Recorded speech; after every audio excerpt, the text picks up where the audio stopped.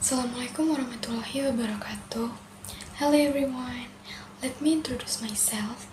My name is Anissa Rahel Salsabila from Management Class CX with NPM 254110075. Di sini saya akan membahas tentang pengertian dan fungsi manajemen. Topik dasar tapi sangat penting dalam dunia organisasi maupun bisnis. Yang pertama, saya akan membahas pengertian manajemen terlebih dahulu.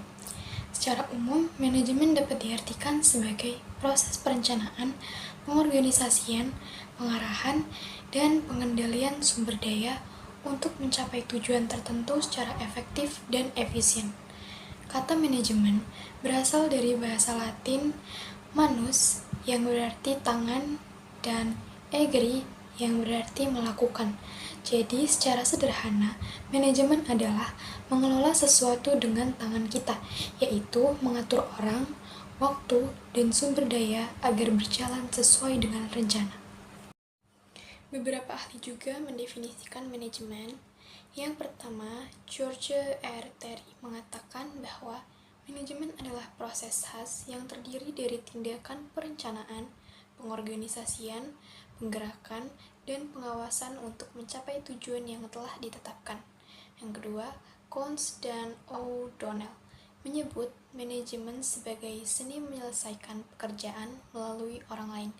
Jadi, dari berbagai definisi tadi, kita bisa simpulkan bahwa manajemen adalah seni sekaligus ilmu dalam mengatur orang dan mengatur sumber daya agar tujuan tercapai secara efektif dan efisien. Selanjutnya, saya akan membahas fungsi manajemen.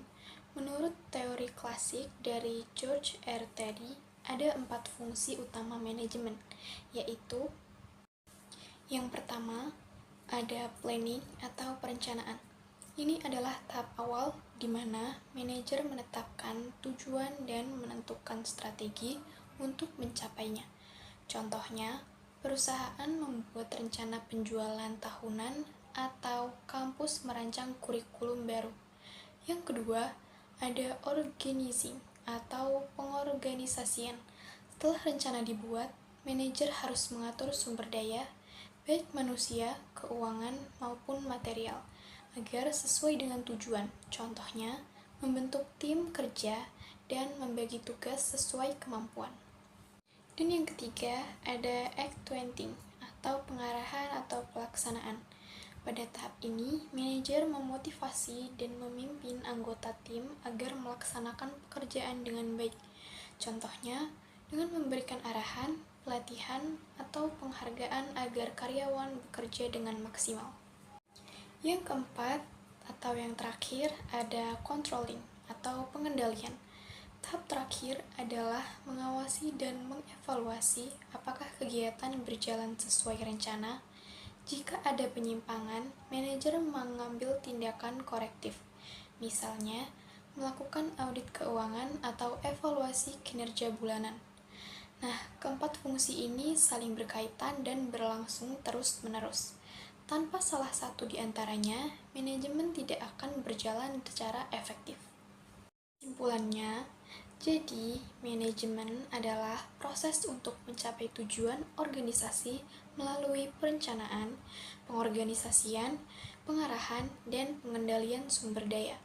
Fungsi-fungsi tersebut membantu organisasi bekerja lebih efisien, terarah, dan adaptif terhadap perubahan. Thank you for watching. I hope the explanation I gave is useful. Wassalamualaikum warahmatullahi wabarakatuh.